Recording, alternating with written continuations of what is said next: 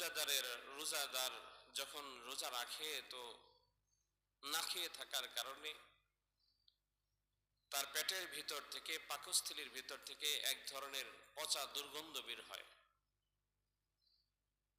আল্লাহ পাক বলেন যে এই পচা দুর্গন্ধটা যদিও তা রোজাদারের কাছে দুর্গন্ধ, কিন্তু আমি আল্লাহর কাছে মেশকে আম্বরের চাইতেও বেশি পছন্দনীয়। সুবহানাল্লাহ।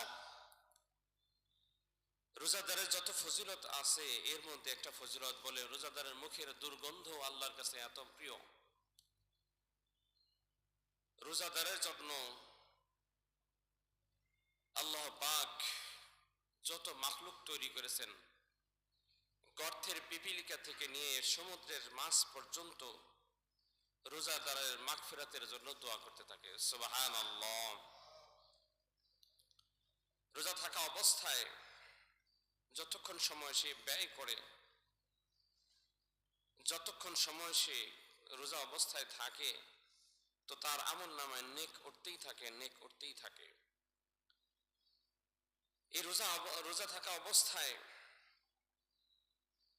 এটা এমন এক আমল বলে যে শুধু রোজা রাখে উনি বুঝতে পারে, আর যার উদ্দেশ্যে রোজা হয় তিনি বুঝতে পারেন, অন্য কেউ বোঝার ক্ষমতা রাখে না। নামাজ পড়তে হলে নামাজ রুকু করা হয়, সিজদা করা হয়, কিরাত পড়া হয়, আরেকজন দেখে। হজ করতে হলে হজ করে হজের জন্য ইহরাম বাঁধা লাগে, তোয়াফ করতে হয়, তালবিয়া পড়তে হয়। হাজী সাহেব হজ করতেছেন এটা বোঝা যায়। এইভাবে দিনের অন্যান্য আমলগুলো অন্যরা দেখতে পায়, বুঝতে পারে, কিন্তু রোজা এমন এক আমল যিনি রাখেন উনি বুঝতে পারেন, আর যার উদ্দেশ্যে তথা আল্লাহর উদ্দেশ্যে রাখা হয় উনি জানেন। সুবহানাল্লাহ। কেউ যদি দিনের বেলা দরজা জানালা বন্ধ করে ঘরের ভিতরে খাবার খায়, কেউ টের পেল না, তাহলে এখানে তো রোজাদার রোজা রাখছে কি না রাখছে এটা বলা কওয়ার কিচ্ছু নাই। কেউ যদি সেহেরি খাইলো না, রোজা রাখলো না, কিন্তু সারাদিন না খেয়ে থাকলো, রোজার নিয়ত করলো না, ইফতারের আগ মুহূর্তে খাইলো, রোজা রাখলো না, কিন্তু এটা ধরার কোনো কায়দা নাই যে রোজা রাখেনি। এজন্যই রোজাটা হচ্ছে আল্লাহর জন্য। আল্লাহ পাক বলেন যে রোজা যেহেতু আমার জন্য, আর এটার প্রতিদান আমি নিজেই। সুবহানাল্লাহ। তো এজন্য এই রোজাটা এত দামি। আল্লাহ পাক এই দামি মাস আমাকে আপনাকে দান করেছেন। এই মাসের তিনটা ভাগ, প্রথম ভাগ হচ্ছে রহমত, দ্বিতীয় ভাগ মাগফিরাত, তৃতীয় ভাগ ইতকুম মিনান নার তথা জাহান্নাম থেকে মুক্তির। এই রহমতের দিনগুলো আমাদের আস্তে আস্তে পার হয়ে যাইতেছে। এইভাবে রমজানও শেষ হয়ে যাবে। তো রহমতের দিন যে বান্দা খাঁটি হয় তার উপর প্রথম থেকে রহমত শুরু হয়ে যায়। হাদিস কুরআন থেকে যতটুকু জানা যায়, বলে যে ব্যক্তি মুখলিস হয়, যে ব্যক্তি আমল ঠিক আছে, সারা বছর ব্যাপী যার আমল ঠিক আছে, বলে প্রথম থেকেই তার উপর রহমত শুরু হয়ে যায়। যদি আমলের ত্রুটি পাওয়া যায় বা দুর্বলতা থাকে, বলে আল্লাহ পাক প্রথম তার উপর রহমত নাজিল করেন, এরপর তাকে মাগফিরাত দান করেন। কোন কোন বান্দা যদি এমন হয় যে রহমতও পায়, রহমতের দ্বারাও কাজ হচ্ছে না, মাগফিরাতের দ্বারাও কাজ হচ্ছে না, বলে এই লাগাতার 20টি রোজা রাখার পর তার জন্য ইতকুম মিনান নার তথা নাজাতের 10 দিন। তো তিনটা ভাগে বিভক্ত। আমরা আশা রাখবো প্রথম থেকেই যাতে আমাদের উপর রহমত নাজিল হয়। এই রহমতের দিনগুলো আস্তে আস্তে আমাদের থেকে বিদায় হয়ে যাইতেছে। আজকে রমজান মাসের প্রথম শুক্রবার, রমজান মাসের প্রথম জুমা। বলে এই জুমার দিন আল্লাহ পাকে বান্দাদেরকে কোনো না কোনো সময় কোনো না কোনো একটা দোয়া কবুলের ব্যবস্থা করেন। কথা লম্বা হয়ে যায়, তারপরে দু একটি বলি। বলে বান্দা যখন জুমার নামাজ পড়তে মসজিদের দিকে অগ্রসর হতে থাকে, সে যেন মসজিদের দিকে অগ্রসর হয় না, বরং ইহরামের কাপড় বেঁধে হজের জন্য রওনা হয়। সুবহানাল্লাহ। নামাজ পড়ে শেষ করলো তথা সে যেন ঘরে ফিরতেছে, তার আমল নামায় কোনো গুনাহ থাকে না।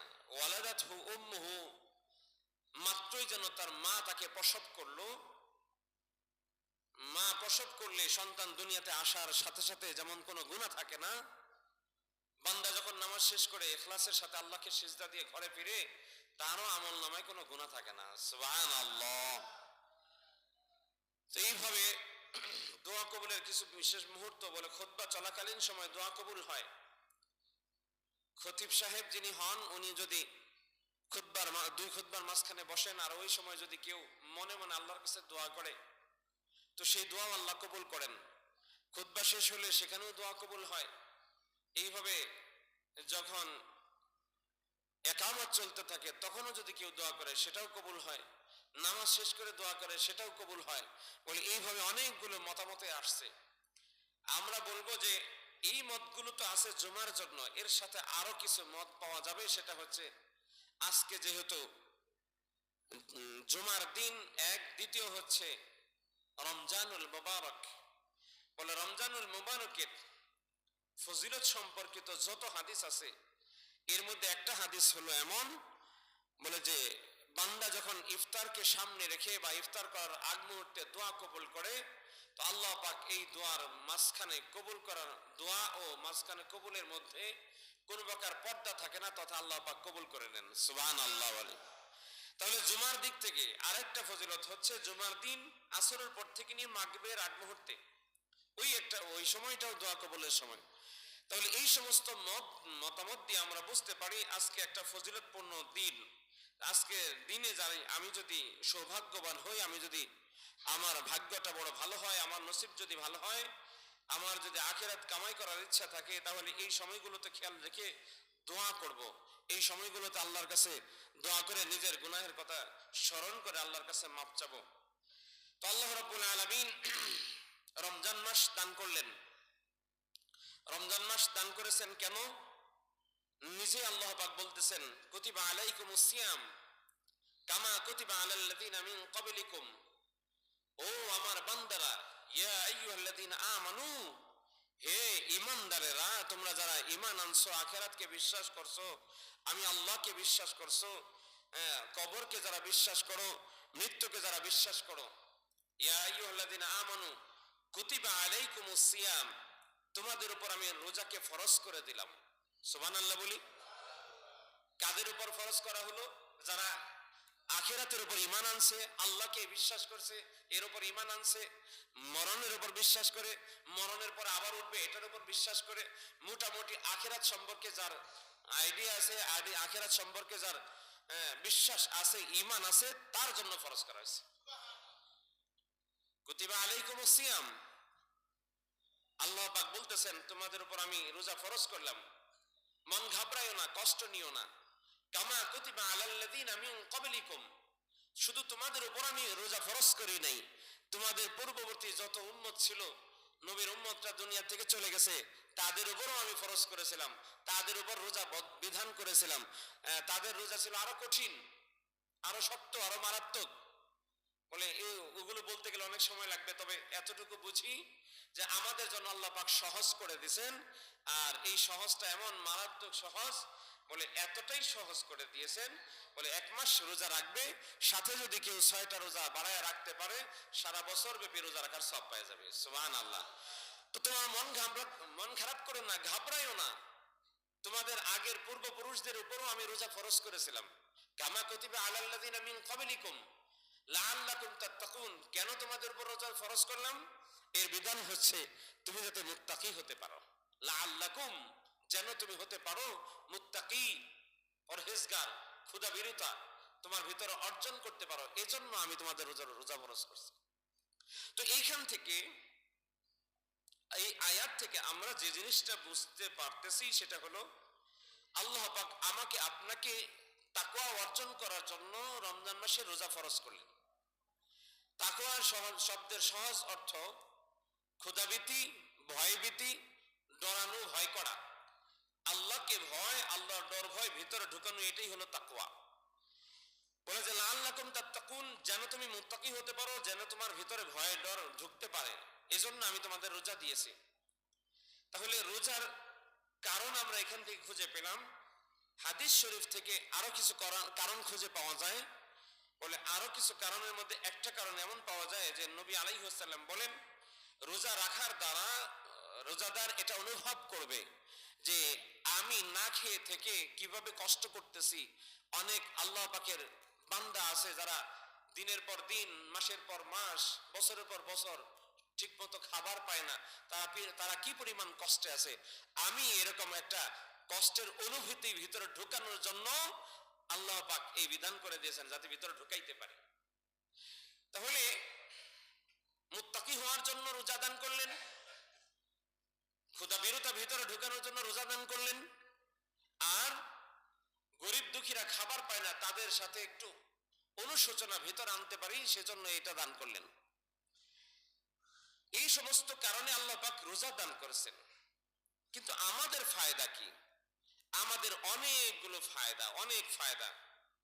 একটা ফায়দা হলো কাম রিপু, যেটা আমার নফসে আম্মারা, গত জুমায় আমরা শুনেছিলাম যে আমাদের নফসে আম্মারাকে দমন করা।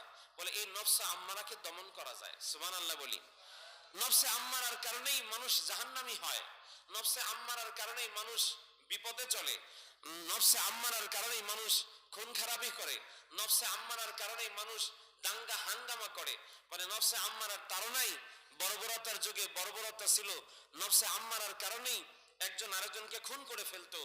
আজও পর্যন্ত নফসে আম্মারার কাজ করার কারণে মানুষের ভিতরে এই খুন খারাপি, মারামারি, কাটাকাটি রয়ে গেছে। তো ওইটা দমন করা যায়। নবী আলাইহিস সালামের হাদিস থেকে পাওয়া যায়, কোন শাবাব যুবক যদি তার যৌবনে এসে বিয়ে করার সামর্থ্য রাখে, কিন্তু বিয়ে করার সামর্থ্য শারীরিক ভাবে আছে কিন্তু আর্থিক ভাবে নাই, ভালো করে বোঝার চেষ্টা করি।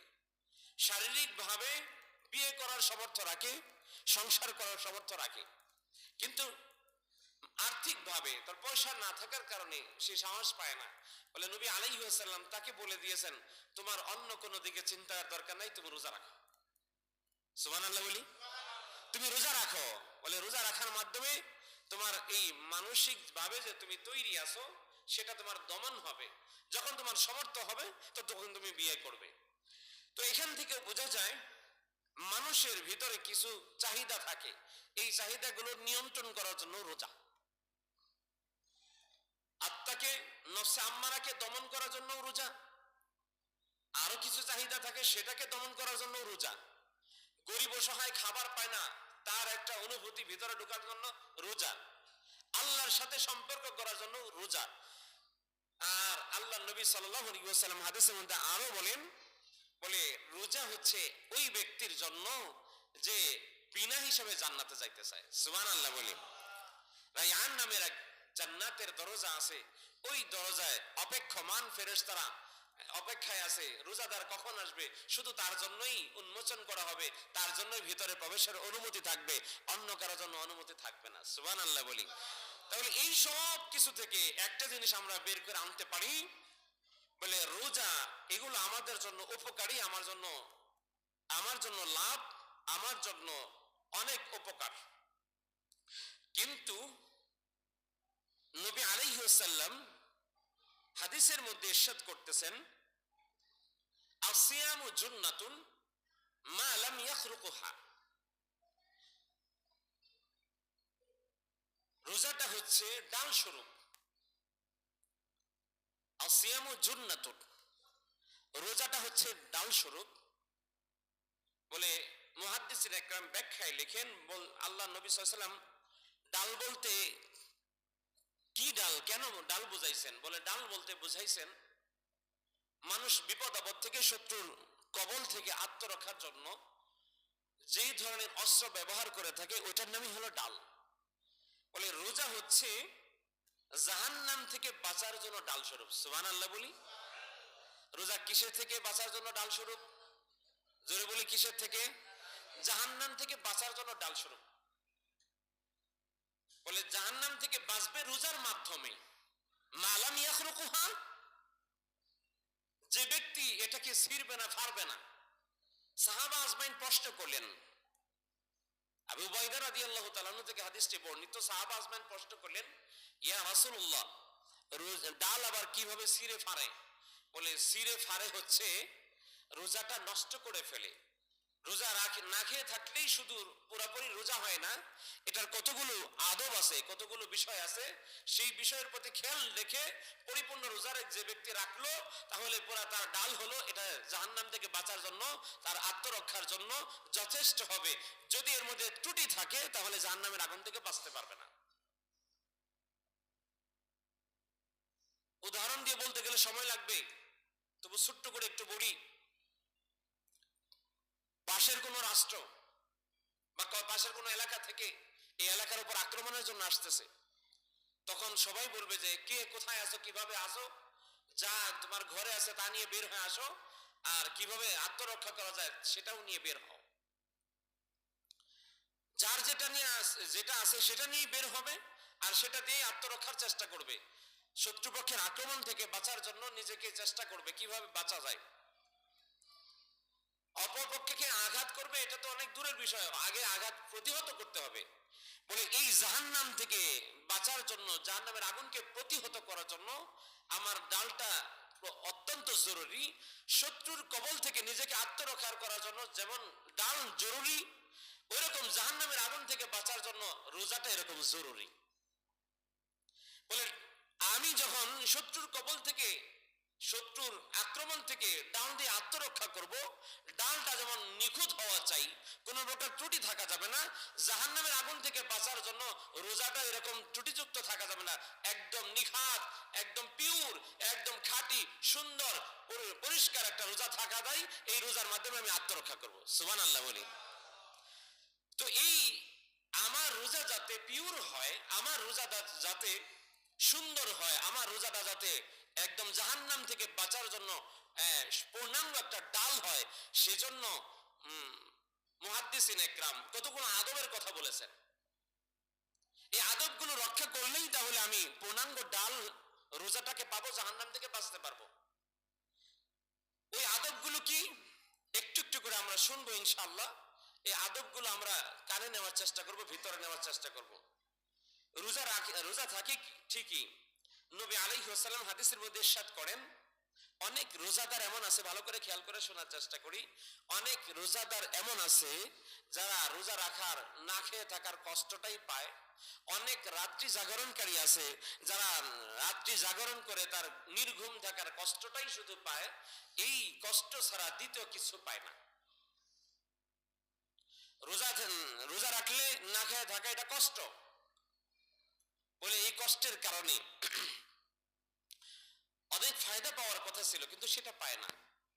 আবার রাত্রি জাগরণ করলে কষ্ট হয়, নির্ঘুম থাকলে কষ্ট হয়, সেজন্য যদি সঠিকভাবে ওইভাবে আদায় না করা হয়, রাত্রি জাগরণ না করা হয়, তাহলে সে ফজিলত পাবে না। নবী আলাইহিস সালাম বলেন জাগরণের কষ্টই পাবে শুধু, আর রোজা রাখার কষ্টই পাবে শুধু। তাহলে এখান থেকে আরেকটা জিনিস বোঝা যায়, বলে আমার রোজাটা সহিভাবে না হলে শুধু আমার কষ্টই থাকবে, ফল আমি কিছুই পাবো না। কথা ঠিক না ঠিক? সহি হওয়ার জন্য, ডালটা মজবুত হওয়ার জন্য আমার কি কি দরকার, এই বিষয়গুলো আমরা একটু শুনি, এই বিষয়গুলো একটু কানে নেওয়ার চেষ্টা করি। বলে এই মালাম ইয়াকরুকুহা এটার ব্যাখ্যাই মুহাদ্দিসিন ইকরাম 6টা আদবের কথা বলছেন। কয়টা আদব? জোরে বলি কয়টা আদব? 6টা আদব। বলে 6টা জিনিস খেয়াল করা, বলে 6টা জিনিস খেয়াল করা। আর নবী আলাইহিস সালাম আরেক হাদিসের মধ্যে 4টা জিনিসের আমলের কথা বলছে। তো দেখা যাক, আমরা 6টা আদব একটা একটা করে শুনবো, আমলের নিয়তে শুনবো, অপরকে পৌঁছানোর নিয়তে শুনবো, নিজের ভিতরে ইয়াদ রাখবো, স্মরণ রাখবো 6টা আদব কি কি। নবী আলাইহিস সালাম আর হাদিসের মধ্যে পাওয়া যায়, বলে না খেয়ে শুধু যদি কেউ থাকে আর গুনাহ থেকে যদি কেউ না বাঁচে, ভালো করে খেয়াল করি, শুধু না খেয়ে থাকলো কিন্তু গুনাহ থেকে বাঁচলো না, বলে সেই জন্য শুধু পেটের রোজা করলো। বুঝেননি কথা? বুঝেননি? সে শুধু কিসের রোজা করলো? পেটের রোজা করলো, কিন্তু অন্যান্য অঙ্গে প্রত্যঙ্গেরও রোজা আছে। তো সেটা কি একটু একটু আস্তে আস্তে করে বোঝার চেষ্টা করি। 1 নাম্বার আদব, ভাই খেয়াল করে শুনি, বুঝার চেষ্টা করি, মানার চেষ্টা করি। কে বলতেছে সেটা দেখার বিষয় নয়, কি বলতেছে সেটা দেখার বিষয়। এক নাম্বার আদব চোখের হেফাজত। কিসের হেফাজত? মুখস্থ করব। কিসের হেফাজত? নিজে মুখস্থ করে অপরকে শোনাবো, ঘরে গিয়ে শোনাবো যে দেখো রোজা পরিপূর্ণ হওয়ার জন্য কি কি দরকার। এক নম্বর হচ্ছে চোখের হেফাজত। চোখের হেফাজত বলতে কি বোঝানো হয়েছে? নবী আলাইহিস সালামের হাদিস থেকে পাওয়া যায়, বলে চোখের হেফাজতটা এমন মারাত্মক জিনিস, কেউ যদি চোখটাকে হেফাজত করতে না পারে, অশ্লীল দৃশ্য দেখে, অশ্লীল জিনিস সামনে আসলে দেখে ফেলে, বলে দেখার মাধ্যমে যে মারাত্মক গুনাহ হয়, এই গুনাহের কারণে তার রোজাটা অঙ্গহানি হয়ে যায়। কি হয়ে যায়? অঙ্গহানি, মাকরু হয়, রোজাটা মাকরু হলো একটা আমার এই চোখটা হেফাজত না করার কারণে। তো চোখ হেফাজত করব কি কি করে? লম্বা কথা নয়, সংক্ষেপে আমি বলার চেষ্টা করব। বলে চোখ আমি হেফাজত করব কিভাবে? যখনই আমার চোখ খুলি, খুললেই নাজায়েজ দৃশ্য আমার সামনে এসে যায়, হয়তো স্ক্রিনে আসে আর না হয় বাস্তবে আসে। হয়তো স্ক্রিনে আসে, নয়তো কি বাস্তবে আসে। বাস্তবে আসলেও যেরকম গুনাহ, স্ক্রিনে আসলেও সেরকমই গুনাহ। বাস্তবে একজন পরনারীর